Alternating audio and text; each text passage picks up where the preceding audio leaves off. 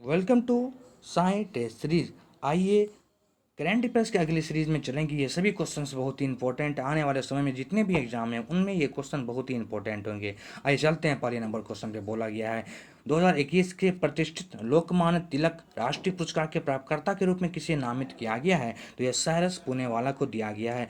बोला गया लोकमान्य तिलक राष्ट्रीय पुरस्कार इंपॉर्टेंट है, इसको समझने का प्रयास कीजिएगा। यह पुरस्कार जो है प्रतिवर्ष देखा जाए, यह पुरस्कार लोकमान्य तिलक जी के पुण्यतिथि पर 1 अगस्त को हर साल दिया जाता है। 1 अगस्त को लोकमान्य तिलक की पुण्यतिथि पे यह पुरस्कार दिए जाते हैं। यानी वैसे लोग जो समाज में अच्छे काम करते हैं उन्हें यह पुरस्कार दिया जाता है। जैसे सरस पूनावाला, भी आपको पता होगा, कोविड 19 में Covishield vaccine Pune serum institute of Pune की तरफ से जो ये लॉन्च किया गया था कोविड 19 वैक्सीन, तो देखा जाए समाज के रूप में यह अत्यंत ही महत्वपूर्ण कार्य था। इसलिए यह पुरस्कार इन्हें देने की घोषणा की गई। सैरस पूनावाला को यह पुरस्कार देने की शुरुआत पहली बार 1983 में किया गया था। भारतीय लोग में देखा जाए तो पूर्व प्रधानमंत्री इंदिरा गांधी को यह पुरस्कार दिया जा चुका है, अटल बिहारी वाजपेयी को दिए जा चुके हैं, डॉक्टर मनमोहन सिंह को दिए जा चुके हैं, पूर्व राष्ट्रपति प्रणब मुखर्जी को भी यह पुरस्कार दिया जा चुका है। इस पुरस्कार में देखा जाए 1 लाख और एक स्मृति चिन्ह दिए जाते हैं। तो इस क्वेश्चन में देखा जाए तो यह लोकमान्य तिलक राष्ट्रीय पुरस्कार, जिसकी शुरुआत 1983 में किया गया था, सारस पुणेवाला को 2021 का यह पुरस्कार दिया गया है। आइए क्वेश्चन नंबर 2 में चलेंगे, जो इंपॉर्टेंट पूछा गया। बोला गया राष्ट्रीय अपराध रिकॉर्ड ब्यूरो, जिसे एनसीआरबी के नाम से भी जानते हैं, के आंकड़ों के अनुसार 2019 में किस राज्य ने बेरोजगारी के कारण सबसे अधिक आत्महत्या दर्ज की है। आत्महत्या वो भी बेरोजगारी के कारण, तो यह देखा जाए कर्नाटक राज्य में सबसे अधिक दर्ज किया गया। 2019 के आसपास देखा जाए 2019 का जो रिकॉर्ड 2020-21 में प्रकाशित किया गया, यानी आत्महत्या बेरोजगारी को देखते हुए जो सबसे अधिक राज्य में आत्महत्या की जो प्रोसेस मिला है, यह 553 आत्महत्या दर्ज किए गए हैं। यह कर्नाटक में मिला है, कर्नाटक में। वहीं दूसरे स्थान पर महाराष्ट्र आ जाते हैं, जहाँ पे लगभग 452 दर्ज किए गए हैं केस। वहीं तमिलनाडु तीसरे स्थान पे, जहाँ पे 251 दर्ज किए गए हैं। यानी पहले स्थान पे आत्महत्या को देखा जाए वो भी बेरोजगारी के रूप में तो कर्नाटक आ जाते हैं, दूसरे स्थान पे महाराष्ट्र और तीसरे स्थान पे तमिलनाडु आ जाते हैं। यह राष्ट्रीय अपराध रिकॉर्ड ब्यूरो एनसीआरबी के बारे में पूछा गया था। इसकी स्थापना 1986 में किया गया है। वर्तमान में इसके महानिदेशक देखा जाए आर वर्मा जाने जाते हैं। तो कभी क्वेश्चन पूछे कि बेरोजगारी के रूप में आत्महत्या सबसे अधिक किस राज्य में दर्ज किया गया, तो कर्नाटक आपको पता होगा। यहाँ के वर्तमान में राज्यपाल थावरचंद गहलोत जी बनाए गए। यहाँ का जिला का संख्या कर्नाटक में 31 और लोकसभा की सीटें 28 जाने जाते हैं। आइए क्वेश्चन नंबर 3 में चलेंगे। निम्नलिखित में किस बैंक ने स्वास्थ्य और कल्याण बचत खाता शुरू किया। इंपॉर्टेंट क्वेश्चन है। यह देखा जाए सूर्योदय लघु वित्त बैंक के द्वारा किए गए हैं। सूर्योदय लघु वित्त बैंक के द्वारा यह कल्याण बचत खाता लॉन्च किया गया। यानी क्या आप कोविड 19 को देखते होंगे, कोविड 19 को देखते हुए स्वास्थ्य को ध्यान में देखते होंगे, यह सूर्योदय लघु वित्त बैंक के द्वारा यह घोषित किया गया। सूर्योदय लघु वित्त बैंक देखा जाए तो यह 2017 से अपना काम कर, यानी 2017 से ये अपने कार्यभार में लगे हुए हैं। तो कोविड 19 में देखा जाए वो ये अपने ग्राहक के संपत्ति को दोगुना करने और उनके स्वास्थ्य के ख्याल रखने के लिए यह स्वास्थ्य और कल्याण बचत खाता इन्होंने लॉन्च किया है। यानी सूर्योदय लघु वित्त bank, option number C answer हो जाएंगे। आइए क्वेश्चन नंबर 4 में चलेंगे, जो इंपॉर्टेंट है। बोला गया है जुलाई 2021 में किस राज्य या संघीय प्रदेश ने one nation one ration card योजना और प्रधानमंत्री गरीब कल्याण योजना को लागू करने का फैसला लिया। यह दिल्ली ने लिए हैं। दिल्ली ने 2021 में one nation one ration card योजना, बहुत ही इंपॉर्टेंट यह योजना है। One nation one ration card योजना देखा जाए 30 जून 2020 को यह घोषित किया गया था। वहीं प्रधानमंत्री गरीब कल्याण योजना देखा जाए तो यह मार्च 2020 में इन्हें घोषित किया गया था।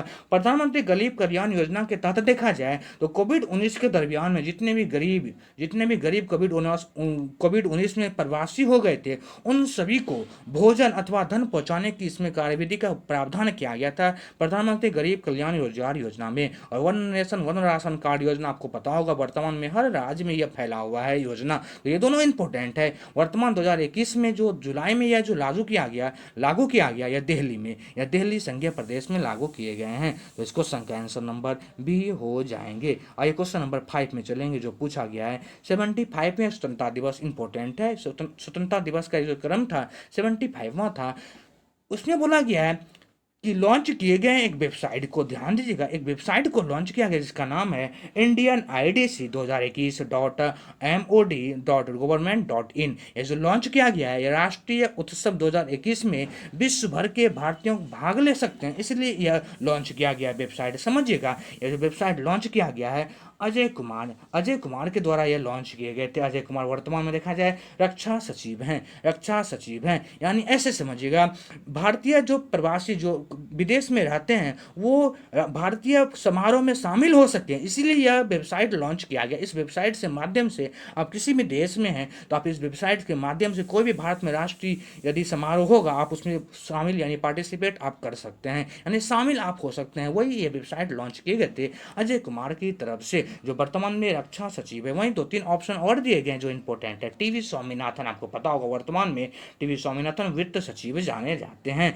वही अजित डोभाल का नाम कौन नहीं जानता होगा, राष्ट्रीय सुरक्षा सलाहकार जाने जाते हैं अजित डोभाल जी। वहीं आता है के विजय राघवन, आपको पता होगा ये मुख्य वैज्ञानिक सलाहकार हैं भारत सरकार के विजय राघवन। तो इस क्वेश्चन का आंसर देखा जाए अजय कुमार हो जाएंगे। आइए क्वेश्चन नंबर 6 में चलेंगे। बोला गया अगस्त 2021 में G20 अनुसंधान मंत्रियों की बैठक में भारत की तरफ से किसने भाग लिया है, तो यह डॉक्टर सुभाष सरकार ने भाग लिए हैं। वर्तमान में देखा जाए डॉक्टर सुभाष सरकार जो है ये शिक्षा राज्य मंत्री हैं। शिक्षा राज्य मंत्री डॉक्टर सुभाष सरकार के द्वारा ही G20 अनुसंधान मंत्रियों की बैठक में भारत की तरफ से ये भाग लिए। ये जो बैठक हुई ना ये इटली में हुए हैं, इटली में। ध्यान दीजिएगा एक वर्ड यहाँ पे आया है G20। आपको पता होगा G20 का जो सम्मेलन होने वाला है 16वां सम्मेलन 2021 में, जिसकी मेजबानी इटली के द्वारा किए जाएंगे। 17वां सम्मेलन 2022 में इंडोनेशिया के द्वारा मेजबानी किया जाएगा।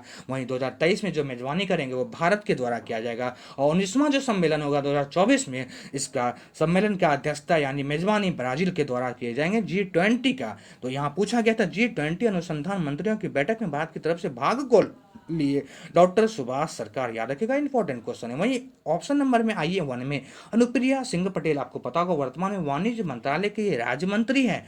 अनुप्रिया सिंह पटेल, अनुराग ठाकुर को कौन नहीं जानता होगा, ये वर्तमान में कैबिनेट मिनिस्टर यानी खेल मंत्री हैं और सूचना प्रसारण भी मंत्री हैं। तो इस क्वेश्चन को देखा जाए तो इस क्वेश्चन का आंसर सी हो जाएगा। आइए क्वेश्चन नंबर 7 पे चलते हैं। पूछा गया जुलाई 2021 में किस राज्य ने राज्य की सभी पंचायत में एक पंचायत सचिवालय स्थापित करने का निर्णय लिया है, तो यह उत्तर प्रदेश सरकार के द्वारा लिए गए हैं। उत्तर प्रदेश सरकार के द्वारा देखा जाए राज्य की सभी पंचायतों में एक पंचायत सचिवालय की स्थापना करने का निर्णय लिया है। यूपी सरकार के द्वारा यह निर्णय लिया गया है। इसमें बोला गया है कि जो भी ग्रामीण स्तर पे लोग हैं वो ग्रामीण लोकतंत्र को मजबूत करने का प्रयास करेगा और जो भी ग्रामीण युवाएं हैं उन्हें रोजगार देने का यह प्रयास करेगा। इसीलिए राज्य की सभी पंचायतों में एक पंचायत सचिवालय स्थापना करने का निर्णय यह योगी आदित्यनाथ यानी उत्तर प्रदेश सरकार के द्वारा लिया गया है। उत्तर प्रदेश सरकार देखा जाए तो वर्तमान में वहाँ पे ग्राम पंचायत की जो संख्या है ना 58,189 यानी 58,189 यानी 58,189 ग्राम पंचायत की संख्या भी वर्तमान में उत्तर प्रदेश में है, जहाँ पे जिले की संख्या 75, लोकसभा की सीटें 80 और राज्यसभा की सीटें 31 उत्तर प्रदेश में जाने जाते हैं। आइए ऑप्शन नंबर फर्स्ट में चलेंगे। छत्तीसगढ़ बोला गया, यहाँ का 2-3 योजना याद रखेगा जो इंपॉर्टेंट है। छत्तीसगढ़ की प्रथम योजना में इंदिरा वन मितान योजना, राजीव गांधी किसान न्याय योजना और गोधन न्याय योजना, ये तीनों योजना छत्तीसगढ़ का इंपॉर्टेंट था। आइए क्वेश्चन नंबर 8 में चलेंगे जो पूरा गया है अगस्त 2021 में नए लेखा महानियंत्रक, एक होता है नियंत्रक एवं महालेखा परीक्षक जिसको कैग बोलते हैं हम लोग, और एक होता है लेखा महानियंत्रक जिसको CGA बोलते हैं। तो यहाँ बोला गया अगस्त 2021 में जो लेखा महानियंत्रक यानी CGA के रूप में किसने पदभार ग्रहण किया है, ये दीपक दास जो है ये CGA के रूप में इन्होंने पदभार ग्रहण किया है। इसके पहले जो CGA थे वो शोभा राय वर्मन थे इसके पहले CGA, लेकिन अगस्त 2021 के बाद दीपक दास जो हैं वो लेखा महानियंत्रक यानी CGA का कार्यभार इन्होंने संभाल लिया है। वहीं अभी वर्तमान में देखा जाए तो कैग यानी नियंत्रक एवं महालेखा परीक्षक कौन है, तो यह गिरीश चंद्र मुर्मू है। तो यहाँ पर बोला गया था CGA यानी लेखा महानियंत्रक दीपक दास, ये देखा जाए तो 1986 बैच के ICAS अधिकारी थे। कौन? दीपक यादव के का। वहीं आइए और भी ऑप्शन को रिकॉल करते हैं। यहाँ बोला गया यशवर्धन कुमार सिन्हा वर्तमान में देखा जाए यह मुख्य सूचना आयुक्त हैं। वहीं सामंत गोयल का आपको पता होगा यह रॉ के प्रमुख हैं। सामंत गोयल रॉ के प्रमुख हैं। वहीं सुशील चंद्रा मुख्य निर्वाचन आयुक्त हैं। तो इस क्वेश्चन का आंसर देखा जाए दीपक दास हो जाएंगे। आइए क्वेश्चन नंबर 9 पे चलते हैं। बोला गया निम्न में किसको यूनेस्को की विश्व धरोहर सूची से हटा दिया गया जिससे यह प्रतिष्ठित सूची से हटाए जाने में तीसरे स्थान बन गए हैं। तो आपको पता होगा लिवरपूल का इंग्लिश पोर्ट सिटी जो है इन्हें हटा दिया गया और वर्तमान में तीसरा स्थान हो गया जिसको यूनेस्को के द्वारा हटा दिया गया। तो पहला और दूसरा को भी आइए हम रिकॉल करेंगे। तो यहाँ पे ऑप्शन में बी और सी में ध्यान से देखेगा। बोला गया है ऑप्शन में बी में दिया गया ओमान का एक वन्य जीव अभ्यारण्य।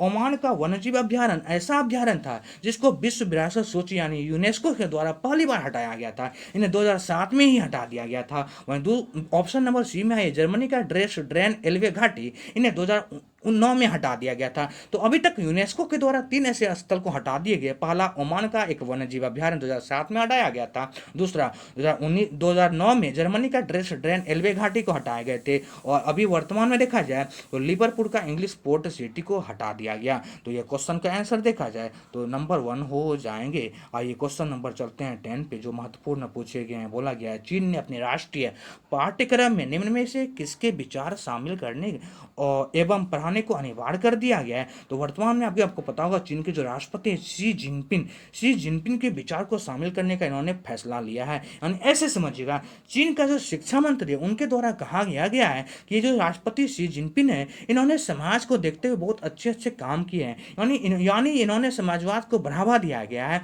इसलिए चीन के युवाओं से इनके कुछ सीखनी चाहिए। इसीलिए इन्होंने प्रावधान किया कि पाठ्यक्रम में ही इनके जीवनी को शामिल कर दिया जाए। यानी ऐसे समझिएगा प्राथमिक स्कूल से विश्वविद्यालय तक की पाठ्यक्रम में राष्ट्रपति शी जिनपिंग की जीवनी को पढ़ाया जाएगा। यह वहाँ के शिक्षा मंत्री के द्वारा यह प्रावधान किया गया। तो इसको क्वेश्चन का आंसर देखा जाए चीन के राष्ट्रपति शी जिनपिंग हो जाएंगे। तो यह इंपॉर्टेंट क्वेश्चन था। यदि आपको मेरा वीडियो पसंद हो तो आप इन्हें लाइक करें, शेयर करें, सब्सक्राइब करें। ऐसे ही सीरीज जब तक 67 बीपीएससी का नोटिफिकेशन और उसका एग्जाम नहीं हो जाता है, बिहार एसआई का एग्जाम नहीं होता, ऐसे ही डेली करंट अफेयर्स का सीरीज आपको देंगे जो 1 साल का सीरीज ऐसा देंगे जो पूरा क्वेश्चन एग्जाम में आने की संभावनाएं होगी। थैंक यू दोस्त, फिर मिलते हैं आपके नेक्स्ट सीरीज में। यह वीडियो आपको पसंद हो तो लाइक शेयर एंड सब्सक्राइब करें। Thank you.